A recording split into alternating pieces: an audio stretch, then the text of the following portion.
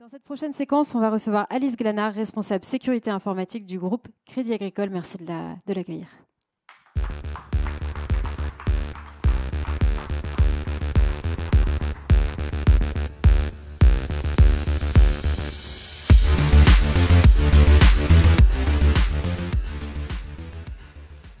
Alice Glanard, merci d'être avec nous aujourd'hui. Vous êtes donc au Crédit Agricole, c'est l'une des plus grandes banques européennes et internationales d'ailleurs. Et je pense que peu de personnes savent à quel point la cyber est important, particulièrement pour le secteur bancaire. Vous dites même qu'il s'agit du deuxième actif le plus important après le collaborateur. Est-ce que vous pouvez nous en dire plus ? Bonjour Julia, bonjour à tous. Oui, effectivement, le groupe Crédit Agricole, c'est la 10e banque mondiale par la taille de son bilan. C'est donc un véritable géant qui est très attaché à ses racines mutualistes et à ses origines, qui est le financement des agriculteurs à la fin du 19e siècle, qui ne trouvaient pas auprès du secteur bancaire traditionnel les moyens de se financer de manière adaptée. Et actuellement, de nos jours, si on pousse un peu, si on force le trait, un établissement financier, ce sont des collaborateurs et des systèmes d'information. Raison pour laquelle j'aime à dire que le deuxième actif le plus précieux pour un établissement financier après ses collaborateurs, ce sont ces systèmes d'information. Et donc, très naturellement, depuis des années, le groupe Crédit Agricole, à l'instar des autres établissements financiers, a déployé des moyens extrêmement importants pour protéger son système d'information et pour couvrir l'ensemble des risques qui sont attachés à ceux ou plutôt ces systèmes d'information, qui vont beaucoup plus loin que les simples risques de sécurité ou risques cyber. Il y a également des risques intrinsèques aux technologies de l'information. Il y a l'obsolescence, la gestion des compétences, les risques financiers. Donc on s'attache à les couvrir et à les maîtriser tous. Et puis, on s'attache à faire beaucoup de prévention avant de faire de la protection et de la détection. Donc, beaucoup de prévention. La prévention, ce n'est pas uniquement la sensibilisation des collaborateurs, c'est aussi de la threat intel, donc des actions actives de renseignement sur la menace pour avoir une longueur d'avance sur des gens qui voudraient cibler les entreprises du groupe ou les clients des entreprises du groupe. Et puis j'insiste sur le fait que nous avons été poussés depuis de nombreuses années par des réglementations très exigeantes qui nous ont poussés à nous transformer de manière extrêmement vertueuse et qu'à l'heure actuelle, on est très volontariste pour passer d'une logique de conformité à la norme à également une logique de test en robustesse, test en permanence de la robustesse du dispositif qui doit accompagner la conformité à la norme, qui de nos jours n'est plus suffisante. Alors, pendant le Covid, les banques se sont montrées très, très agiles. Hein. Vous avez adopté des nouvelles technologies pour pouvoir, par exemple, je pense au paiement sans contact, des choses comme ça. Parlons justement des nouvelles technologies. On a des nouvelles révolutions qui arrivent, l'IA, le quantique, on en a déjà parlé ce matin, mais juste rapidement, comment vous voyez l'arrivée de ces nouvelles technologies dans la cyber, mais particulièrement aussi appliquées au système bancaire ? Alors, il y a deux volets quand on parle de nouvelles technologies en cyber. Le premier volet, c'est les défis de sécurité qui sont posés par les nouvelles technologies. Donc, on ne va pas sécuriser de la même manière un système qui va être hébergé dans nos data centers que des systèmes qui vont être hébergés dans un cloud public. De la même manière, quand on construit un data lake pour déployer des technologies de type big data et IA, on doit naturellement sécuriser le data lake en lui-même de manière certainement plus importante que ce qu'on faisait sur une autre base de données, puisque par nature, il contient beaucoup de données extrêmement sensibles. Et puis, comme les données d'un data lake sont par nature faites pour être accédées par beaucoup d'acteurs pour un grand nombre d'usages différents, on doit développer des techniques de sécurité embarquée de la donnée qui sont des choses qui sont extrêmement, extrêmement nouvelles. Donc le premier volet, c'est vraiment les défis de sécurité liés aux nouvelles technologies. Le second volet, ce sont ce que peuvent apporter ces nouvelles technologies en matière de détection, en matière de protection. Donc on pense tout naturellement à l'IA en détection, qui devrait permettre d'aller beaucoup plus loin que de la détection par simple corrélation. Et puis, on pense également à des nouvelles techniques comme le bug bounty, voilà, vous en avez déjà parlé, ou le red teaming, qui sont des manières, des protocoles innovants de s'évaluer, de se protéger. Juste le red teaming pour ceux qui nous regardent, qui ne connaissent pas le concept.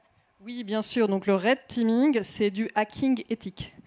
Ce sont donc des exercices de simulation d'attaque qui vont reprendre les techniques d'un attaquant externe et qui vont être beaucoup plus poussés que ce qu'on appelle du test d'intrusion ou du test de pénétration, puisque l'attaquant, qui est donc un gentil, un des nôtres, va essayer d'être discret et de mener l'attaque le plus loin qu'il peut. D'accord. Et alors, quand il s'agit du recrutement justement des talents, de la rétention, pour vous, où se situe majoritairement le problème? On en a parlé aussi, mais où est le problème? Et puis surtout, est-ce qu'il y a des postes en particulier vraiment sur lesquels vous peinez à trouver des candidats? Alors le secteur financier a des difficultés de recrutement dans l'ensemble des métiers de la cyber, parce que, à tort, les établissements financiers ne sont pas reconnus comme des établissements tech. Et nous devons beaucoup plus communiquer là-dessus. Peu de gens se rendent compte de la prouesse technologique de ce qu'est un virement instantané. Un virement instantané, c'est un virement qui est réalisé en quelques millisecondes, ce qui veut dire qu'en quelques millisecondes, on contrôle le solde de votre compte, on identifie le destinataire des fonds, la route que doit emprunter l'argent pour le règlement, et on réalise aussi tous les contrôles réglementaires anti-fraude, anti-blanchiment. Donc c'est une prouesse technique énorme. Donc les établissements financiers sont des grands acteurs technologiques. Il faut absolument qu'on arrive à faire passer ce message pour être beaucoup plus attractif. Parce que nous avons de belles histoires à vendre. Nous avons en général des positionnements très forts avec des raisons d'être au service d'une société, au service d'une histoire. Et ça, je pense que ça peut être un vrai facteur d'attractivité auprès de l'ensemble des jeunes et des moins jeunes d'ailleurs. Ce qui est fou, c'est que vous n'êtes pas vu comme un acteur tech, alors que pourtant il y a la banque en ligne, il y a la fintech. En fait, c'est extrêmement technologique. C'est une filière qui justement c'est bien réinventée. Oui, qui a dû bien se réinventer, poussé en cela par les grands acteurs de la tech, qui nous ont effectivement poussé, incité à réinventer notre métier et à se mettre à leur hauteur en ce qui concerne les services numériques et les services digitaux. Alors, vous avez commencé à l'évoquer tout à l'heure, l'histoire du Crédit Agricole, historiquement comment le Crédit Agricole s'est créé. Ça apporte du sens immédiatement. Comment vous faites justement pour partager avec les jeunes ce projet que vous avez d'entreprise et cette vision que vous avez? Alors on a plusieurs actions qui sont engagées pour nous permettre de recruter toutes les personnes dont on a besoin en tech et en cyber. Donc on a des partenariats avec des écoles, dont un partenariat avec Télécom Paris. On a également des parcours de upskilling, reskilling, donc reconversion vers les métiers de la cyber, puisqu'on a la chance d'avoir un peu plus de 10 000 informaticiens dans le groupe. Donc une population qui peut assez facilement être reconvertie vers les métiers dans lesquels on a des besoins, comme ceux de la cyber. Et puis ça fait également partie de la responsabilité de l'entreprise d'accompagner en formation continue ses collaborateurs tout au long de la carrière, donc pas uniquement les jeunes, mais aussi les moins jeunes. On fait aussi des choses un petit peu plus innovantes pour valoriser les experts techniques. On offre par exemple un programme de marketing personnel pour apprendre aux experts à parler d'eux, à parler de leur métier, de manière à ce que ce soit compréhensible d'une part, et puis valorisant. Voilà. Alors comment est-ce que vous êtes arrivé personnellement dans le domaine de la cybersécurité?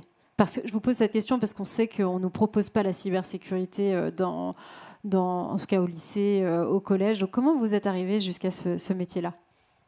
Alors moi, je suis arrivée dans la sécurité il y a 2 ans. J'ai commencé en fait ma carrière il y a 20 ans en informatique, en faisant du développement logiciel, à l'époque pour le Crédit Lyonnais. Et puis j'ai souhaité en fait, au bout de 4-5 ans de développement logiciel, comprendre le cœur de métier de mon employeur. Et je me suis donc intéressée au métier de la finance. Et donc j'ai travaillé ensuite pendant 15 ans en finance, donc vraiment dans des équipes au contact de la clientèle. Et puis il y a 2 ans, on est venu me parler de ce poste parce qu'on cherchait un profil hybride entre quelqu'un qui pouvait parler informatique et quelqu'un qui pouvait également parler banque. On a beaucoup parlé de ce profil hybride, justement, de la nécessité d'avoir les 2 casquettes. Donc une belle découverte pour moi, assez récente, du milieu de la cyber. Et justement, vous dites une belle découverte. Qu'est-ce qui vous a séduit quand vous avez découvert ce monde ? Alors, ce qui m'a séduit le plus, c'est la notion d'utilité.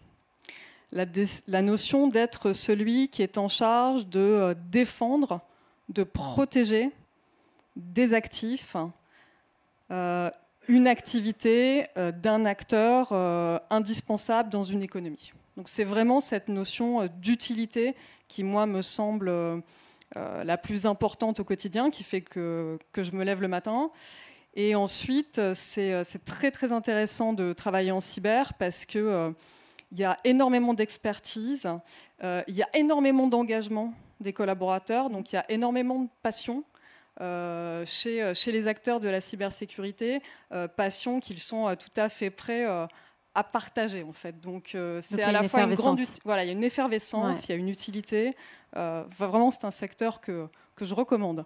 Oui, puis je crois qu'on découvre aussi un tout nouveau monde qu'on ne soupçonnait pas quand on découvre en général la cyber. Il y a encore peu de femmes, on l'a évoqué avec Michel Vanderberg ce matin, il estimait lui plutôt à 5% le nombre de femmes dans la cyber, mais je dois vous avouer que depuis ce matin, j'ai beaucoup de femmes sur scène. Donc, est-ce que, je vais reprendre cette fameuse expression de Guillaume Poupard qui disait « est-ce qu'il ne faut pas repenser l'imaginaire du métier ?» Comment est-ce qu'il faudrait présenter ce métier pour le rendre peut-être plus attractif ? Parce qu'en fait, il l'est au fond. Mais comment ça se fait qu'on n'arrive pas à en parler et à le vendre mieux que ça ? Alors, je pense que Guillaume Poupard a raison quand il parle d'imaginaire, parce que je pense qu'on est très influencé par la fiction, qui, comme l'art, est un vecteur extrêmement puissant d'idées. Et donc, il faut absolument sortir des stéréotypes genrés du milieu professionnel, stéréotypes dont les hommes, comme les femmes, font les frais. Donc, je vous invite à regarder, à prêter attention la prochaine fois que vous irez au cinéma ou que vous regarderez une série aux professions des hommes et des femmes. Et si vous êtes un peu joueur, je vous invite aussi à regarder s'il y a un lien entre la profession et le quotient de sympathie qu'on veut déclencher chez le public par rapport au personnage. Et vous noterez peut-être que le banquier, l'assureur, est plus souvent un personnage voilà, chez qui on souhaite déclencher chez le public un quotient de sympathie faible, et qu'à l'inverse, la sage-femme, l'infirmier, l'infirmière, le professeur des écoles... Ils sont rarement méchants. Oui. Voilà. Mais peut-être que vous arriverez à une conclusion différente, ça vaut le coup de faire le test. Et donc pour revenir plus particulièrement aux femmes et à la cyber, donc c'est évident qu'il faut travailler là-dessus, il faut le faire auprès des femmes qui sont très jeunes, parce que beaucoup de choses se décident à partir de l'école primaire, et ensuite à partir du collège, mais moi je pense dès l'école primaire, et c'est une urgence pour un État comme la France, parce qu'à une époque où on a besoin de former des dizaines de milliers d'acteurs dans la tech, c'est pénalisant de ne pas être attractif pour 50% de la population. Et pour ce qui concerne des femmes, si je pense aux femmes, l'indépendance, l'émancipation, ça passe aussi par une indépendance financière. Donc c'est dommage de ne pas regarder les filières qui ont de l'avenir et qui sont bien rémunérées. Merci beaucoup Alice Glanard. Vous pouvez l'applaudir. Merci infiniment. Merci.